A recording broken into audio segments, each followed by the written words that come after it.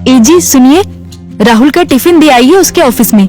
राहुल की माँ बोली, क्या राहुल आज साथ में टिफिन लेकर नहीं गया? आज उसके ऑफिस में मीटिंग थी बॉस के साथ सवेरे सवेरे, इसलिए बिना टिफिन के ही वो चला गया। ठीक है, मैं दे आता हूँ। राहुल के पिता तैयार होने के लिए कमरे में चले गए। एक दिन पहले, माँ, मेरे दोस्त के पिताजी भी टीचर थे। उन्होंने देखो कैसे आलीशान बंगला खरीदा है। नहीं तो मेरे पापा, हम आज भी इस किराए के मकान में रहते हैं। राहुल गुस्से से बोला। राहुल, तुम्हें पता नहीं शायद, पर तुम्हारे पापा घर में सबसे बड़े थे, इसलिए 2 बहन और 2 भाइयों की शादी उन्हें ही करनी थी, और साथ में तुम्हारी पढ़ाई का खर्चा, और तुम्हारी बड़ी बहन की शादी भी तो थी। किसने किया ये सब? क्या फायदा इन सब का? उनके भाई बहन अब बंगले में रहते हैं। कभी उन्होंने सोचा है कि अपना भाई किराए के मकान में रहता है तो उसके लिए एक छोटा सा घर खरीद के दे दे?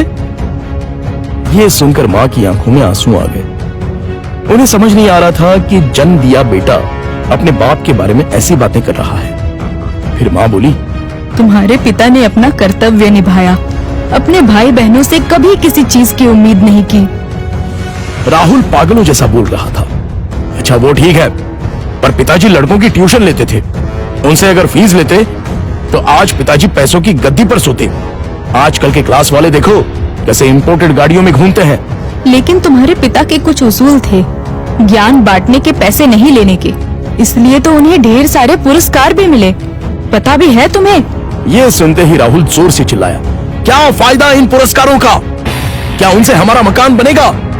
पड़े हैं धूल खाते उस कबाड़ खाने में, कोई नहीं पूछता है उनको। तभी दरवाजे की बेल बजती है। पिताजी ने अपनी बातें तो सुन नहीं ली ना। इस डर से राहुल का चेहरा उतर गया, लेकिन पिताजी किसी से बात किए बिना ही अपने कमरे में चले गए। ये था कल का झगड़ा, और आज मोहनलाल ने साइकिल को टिफिन लगाया और कड़ी धूप में राहुल के ऑफिस पहुंच गए। कड़ी धूप होने के कारण वो थक गए थे। ऑफिस पहुंचने पर उनको सिक्योरिटी गार्ड ने रोका। राहुल सर को टिफिन देना था, क्या मैं अंदर जा सकता हूं? मोहनलाल ने पूछा। अभी नहीं दे सकते, वो बॉस के साथ मीटिंग में है। जब मीटिंग खत्म होगी तब दे देना। चलो यहां से हटो, बॉस तुम्हें देखना नहीं चाहिए। अगर बॉस को दिख गए तो मेरी हालत खराब हो जाएगी। चलो जाओ उधर, गार्ड बोला। मोहनलाल कुछ ही दूरी पर धूप में खड़े रहे। मीटिंग 1 घंटे से ऊपर तक चली। उनके पैर में दर्द होने लगा। तभी ऑफिस के केबिन का दरवाजा खुलने की आवाज आई। बॉस के पीछे पीछे राहुल भी आया। धूप में खड़े हुए पिताजी को देखकर वो मचलाया। चलते चलते बॉस की नजर मोहनलाल पर पड़ गई। गाड़ी में बैठने की बजाय वो वहीं खड़े रहे। वो सामने धूप में कौन खड़ा है? उन्होंने गार्ड से पूछा। अपने राहुल साहब के पिता हैं, टिफिन देने आए थे। गार्ड डरते हुए बोला। बुलाओ उन्हें। राहुल घबरा गया, उसके पसीने छूट गए। उसे अपने पिता पर बहुत गुस्सा आया। गार्ड के बुलावे पर मोहनलाल अंदर आए। बॉस उनके पास गए और बोले, आप मोहनलाल सर हैं ना? सरकारी स्कूल में आप ही टीचर थे ना? हाँ, पर आप कैसे पहचानते हैं मुझे? कुछ समझने से पहले ही बॉस ने मोहनलाल के पैर छुए। राहुल और सब लोग ये देखकर हक्का बक्का रह गए। सर, मैं विजय, आपका स्टूडेंट था। आप मुझे पढ़ाने के लिए घर आते थे। हाँ, याद आया।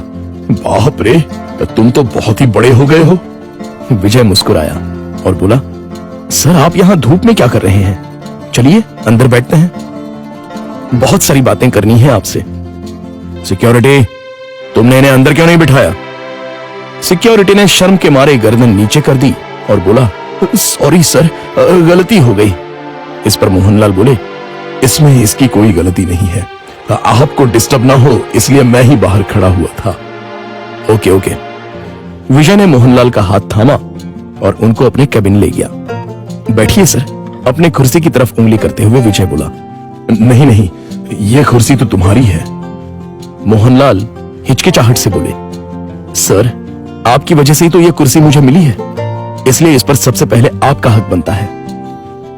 विजय ने जबरदस्ती मोहनलाल को अपनी कुर्सी पर बिठाया। शायद आपको पता नहीं, लेकिन अगर सर नहीं होते तो आज ये कंपनी नहीं होती और मैं अपने पिता के साथ उनकी दुकान में बैठा रहता। विजय ने अपने साथियों से कहा। राहुल और मैनेजर आश्चर्य से देखते ही रह गए। स्कूल के टाइम मैं एक एवरेज स्टूडेंट था, मुझे पढ़ाई में दिलचस्पी नहीं थी। मार्क्स कमा रहे थे, इसलिए मेरी माँ मुझे सर के पास उनके घर ले गई और ट्यूशन लेने के लिए कहा। पर सर के घर पर जगह नहीं थी, इसलिए वो हमारे घर आकर मुझे पढ़ाने लगे। लेकिन सर ने कभी फीस नहीं ली। सर के पढ़ाने के तरीके से फिर धीरे धीरे मुझे पढ़ाई में रुचि आने लगी और मैंने 10वीं में दूसरा नंबर लाया। ये देखकर तो मैं हवा में उड़ने लगा। My goodness! पर सर ने कभी आपसे फीस नहीं ली? मैनेजर ने पूछा। मैं मां के साथ मिठाई लेके सर के घर गया। मां ने 50,000 का चेक सर को दिया, लेकिन उन्होंने वो नहीं लिया। तब सर ने एक बात कही थी जो आज भी मुझे याद है। सर ने कहा था, मैंने कुछ नहीं किया, आपका बेटा ही होशियार था। मैंने सिर्फ उसे रास्ता दिखाया है और मैं ज्ञान बेचता नहीं हूं, दान करता हूं। फिर मैंने 12th करने के बाद MS किया और अमेरिका जाकर पढ़ाई की और वापस आने के बाद ये कंपनी स्टार्ट की। एक पत्थर को सर ने हीरा बना दिया। सर, आपको सच में दिल से प्रणाम। मोहनलाल की आंखों में आंसू आ गए। यह सच में कमाल की बात है। बाहर दुनिया में पढ़ाई का बाजार चल रहा है और इन्होंने बिना फीस लिए पढ़ाया। मान गए सर आपको। ऐसे लोग उसूल के पक्के होते हैं। इन्हें पैसों की और पुरस्कार की भी चाह नहीं थी। इन्हें तो बस अपने स्टूडेंट का भला हो, यही दिन रात सोचते थे। सही कहा सर आपने। ऐसे लोग तो दुनिया में बहुत ही कम होते हैं। सर, क्या आज आप उसी किराए के मकान में रह रहे हो? मोहनलाल की जगह राहुल ने ही जवाब दिया। हाँ सर, उसी किराए के मकान में रहते हैं। आज मैं अपने सर को गुरु दक्षिणा दूंगा। इस शहर में मेरे कुछ फ्लैट्स हैं, उसमें से एक फ्लैट मैं आपके नाम कर रहा हूं। विजय ने कहा। क्या? मोहनलाल और राहुल एक ही साथ बोले। इतनी बड़ी गुरु दक्षिणा मुझे नहीं चाहिए। मोहनलाल बोले, सर प्लीज ना मत कहिए। काम के चक्कर में मैं अपनी गुरु दक्षिणा देना भूल गया था। बहुत बहुत शुक्रिया सर। शुक्रिया मुझे नहीं, अपने पिता को कहो और मुझसे एक वादा करो कि तुम अपने पिता के अंतिम सांस तक उनके साथ रहोगे। हाँ सर, मैं वादा करता हूं।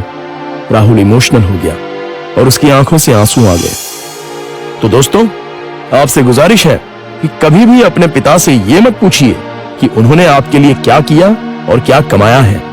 जो कुछ कमाना है वो अपने दम पे कमाओ।